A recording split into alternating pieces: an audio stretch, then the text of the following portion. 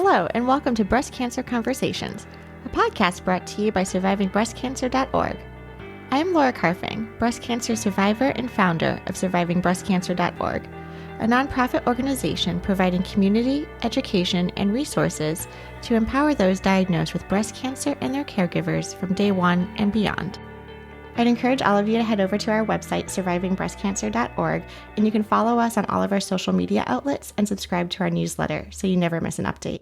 Hi, everyone. Today on the show, we have myself and William as a guest, and we are going to just have a very candid conversation about breast cancer and COVID. I know COVID-19 has really hit all of us personally on so many levels for the last couple of months, and similar to cancer, it's something we think about all the time, and we try and get it out of our minds, and lo and behold, we turn on the TV, we read the news, and all we are seeing is information about COVID. So we thought we would just do a little bit of a recap of what we've been experiencing, both personally, professionally, within our SBC community, in the podcast, and our Thursday night meetups, etc. So without further ado, welcome to the conversation.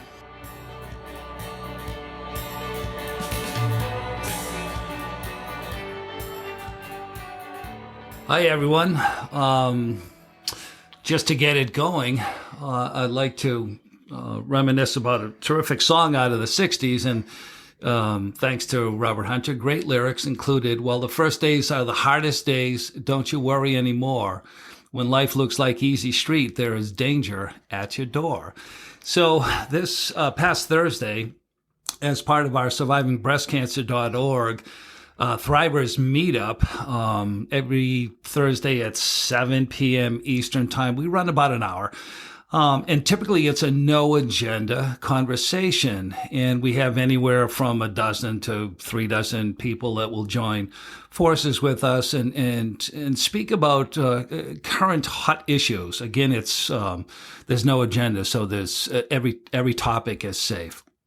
And one of the discussions that we had that I thought was incredibly divulging was the notion of COVID-19 and in the breast cancer community and how it resonates with regards to treatment, fears, apprehension, hospital visits, et cetera, all of those associated issues that folks seem to be holding back. Well, trust me, they didn't hold back on Thursday night. It was quite illuminating. And with that, I think that I would like to share some of the conversation with you and Laura.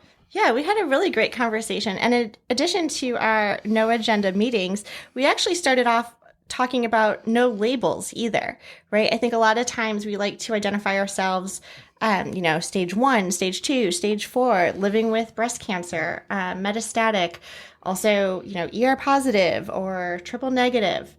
I think we were also talking about conversations about like labels in terms of our dietary habits. Are we vegetarians? Are we plant-based? Are we carnivores?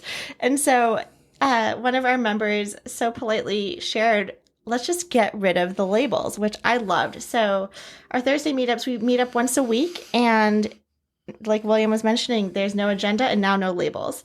So this past Thursday, I think this COVID conversation really is important to address because states are starting to open up, at least here in the United States. Different states are opening up and different regulations are taking place, right? Some states are what I'm saying, like all green, like they're all go, go, go. Like we're not impacted. Go to your restaurants. Do not wear face coverings.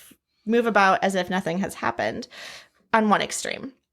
And then you have other examples, and I live in the state of Massachusetts, and, we're opening up phase 2, I guess the second part of phase 2 this upcoming week, which means that restaurants are going to start allowing people to dine indoors. Historically, the last couple of weeks, it's only been outdoor dining. Different facilities are going to start opening up with regards to nail salons, massages, like waxing salons, barbershops, etc.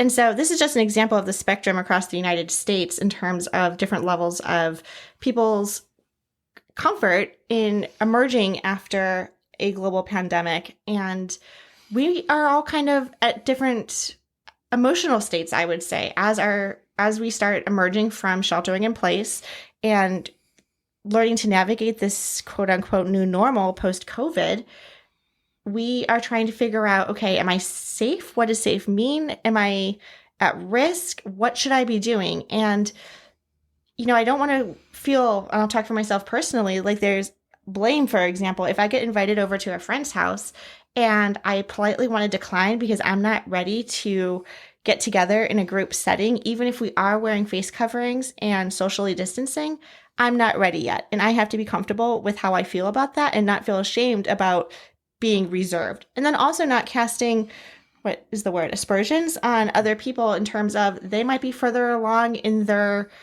comfort level in that post-COVID journey of going out to restaurants and sitting outside and grabbing their iced coffees and walking with a group of friends along the beach.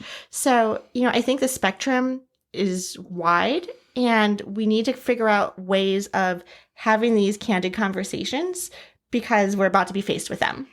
And I think that at survivingbreastcancer.org, we're very, very apolitical. We don't care if you swing from the right or swing from the left. We're all about the breast cancer community.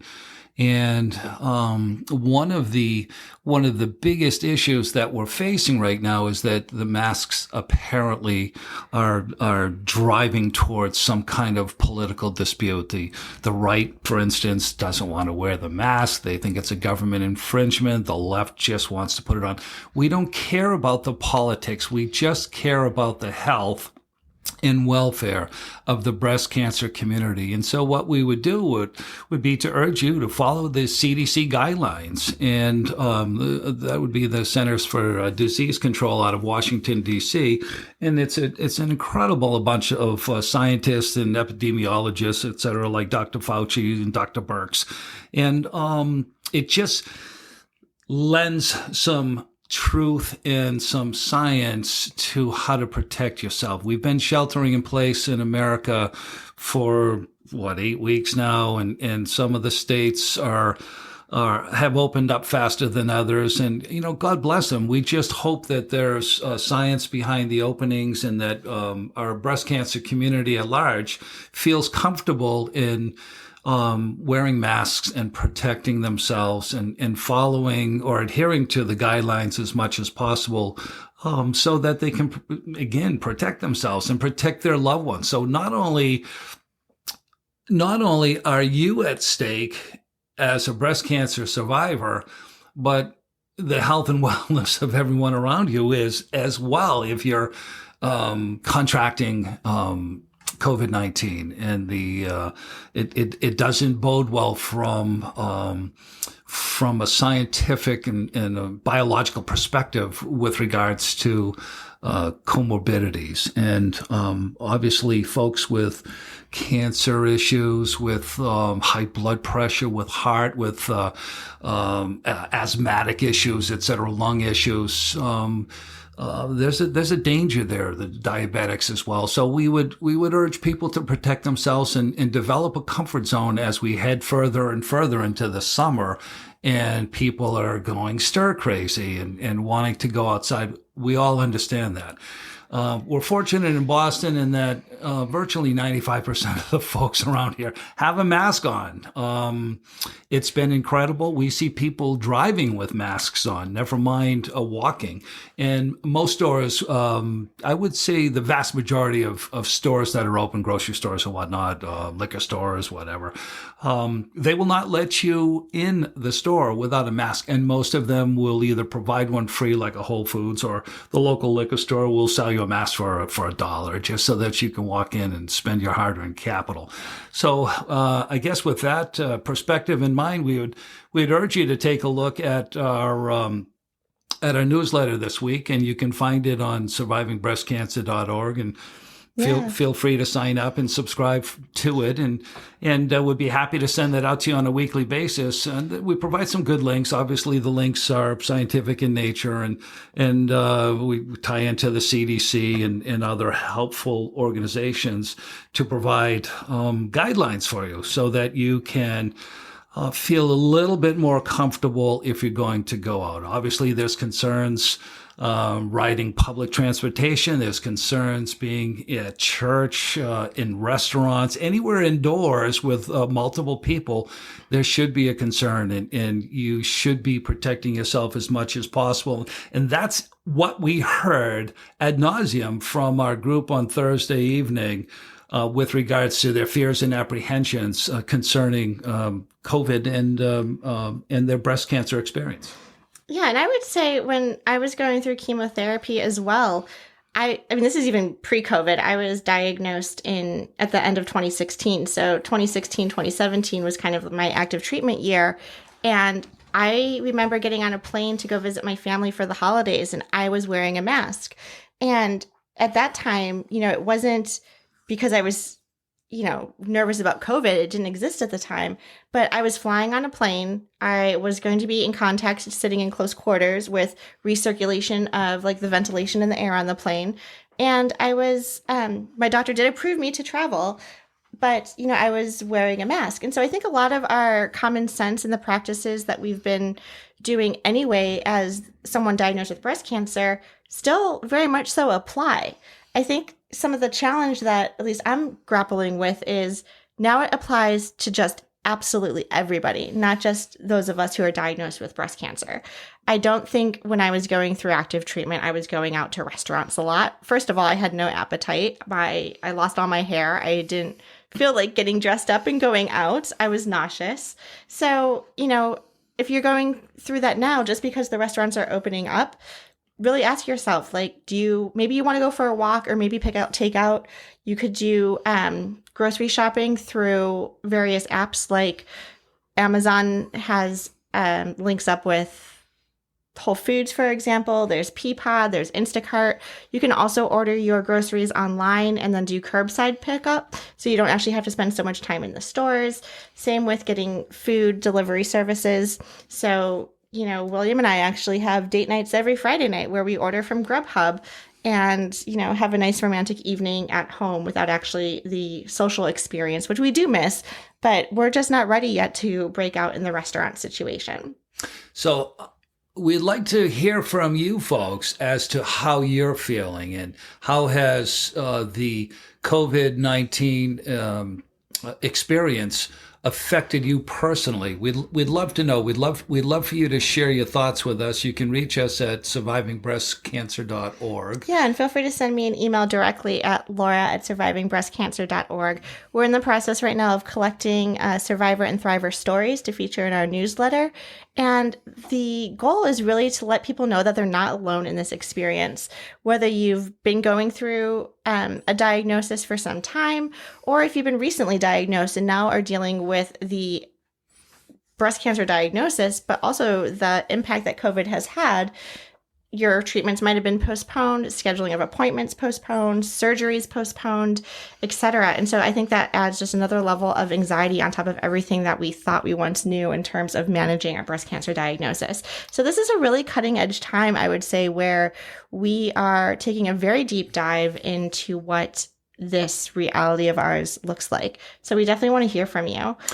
Last thing I wanted to mention before we get into the CDC or wrap things up is that the Thursday Night Thrivers MeetUp is a fairly eclectic bunch of individuals from all over the country and in Canada, and we have several people who just provide some incredible enthusiasm, inspiration, and motivation for the rest of the group. And one of the gals is 84 years old. We won't mention her by name because we haven't asked her. I think you're giving her a couple more years. Yeah. I don't know. 81. She just had a birthday. Well, my apologies, Brookshire. She's 81. Okay. But we call her the patron saint. And if you deem it, if you're interested in joining the conversation, it's a Zoom conversation. It's video. I think that it may behoove you to join the conversation and add your voice to the breast cancer community. We run in ages from, I'll correct that, from 81 down to 27 years of age. So you can feel comfortable at any stage, 1, 2, 3, or 4. We even have someone who joined the group who thought she had breast cancer, and she found out that she doesn't, and she's staying with us every Thursday night. She shows up from Canada, and she just loves this group because it's such a positive place with affirmation of life support for each other, and the amount of humor that's injected, the amount of positivity is awe-inspiring. I know I come out of it as a caregiver. I come out of it with a big smile on my face every single week, and most certainly look forward to hearing from everyone on Thursday night.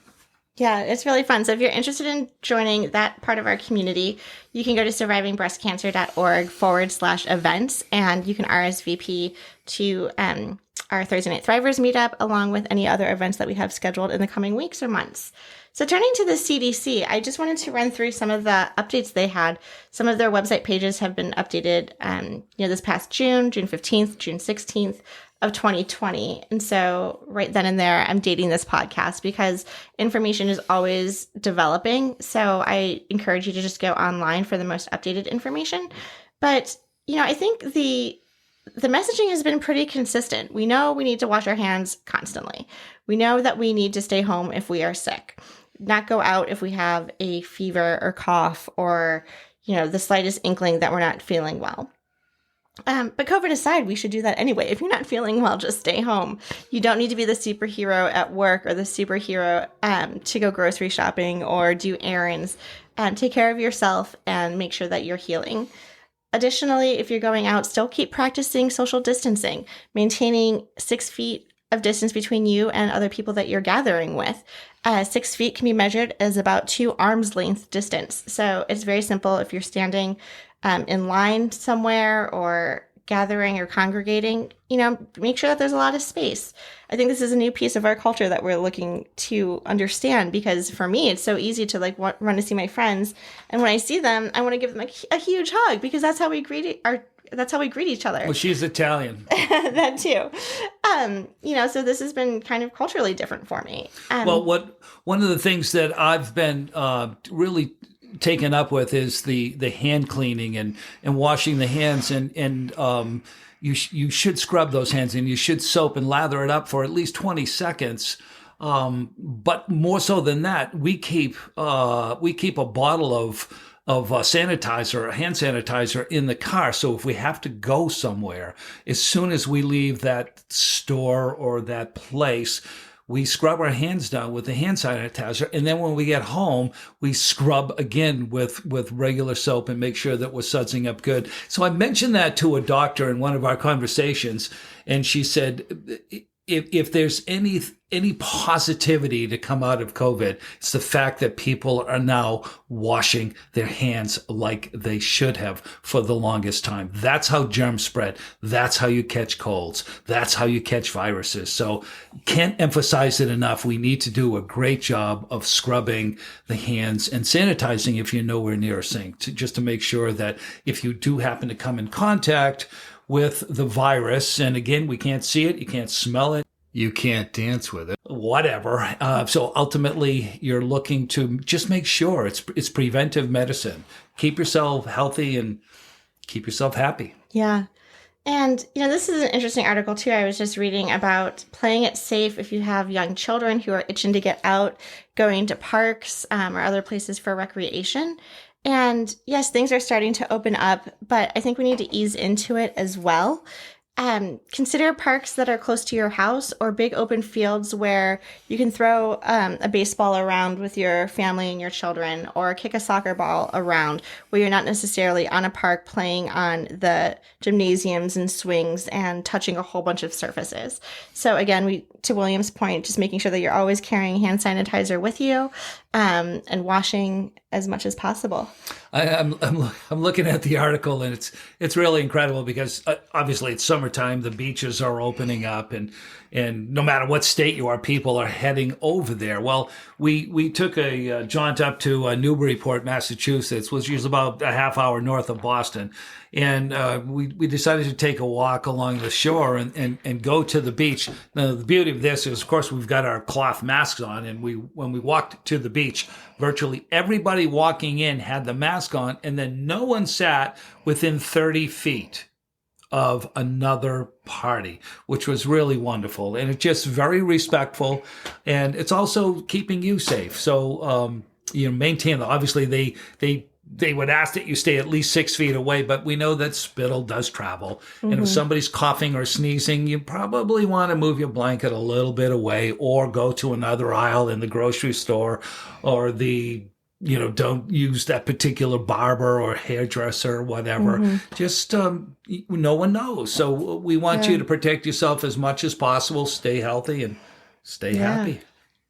I think we'll leave it at that. So I hope you enjoyed today's conversation. We would love to hear from you. What are you doing to manage this next phase as states are opening up? How are you doing with your breast cancer diagnosis or someone that you're caring for? And any tips or recommendations that you have. Again, you can reach me at laura@survivingbreastcancer.org. Or William at survivingbreastcancer.org. Yeah, send him some emails. All right, guys, we'll talk to you soon. Until next time. Bye now. Stay safe. Keep those hands clean. Bye. And thank you, everyone, for listening to our show. I would like to acknowledge that all of the information on our podcast are from personal experiences and are not a substitute for professional medical advice. You should always contact your medical care team. If you're looking for specific topics or would like to be a guest on our show, please feel free to reach out to me. My email is laura@survivingbreastcancer.org. Until next time, keep on thriving.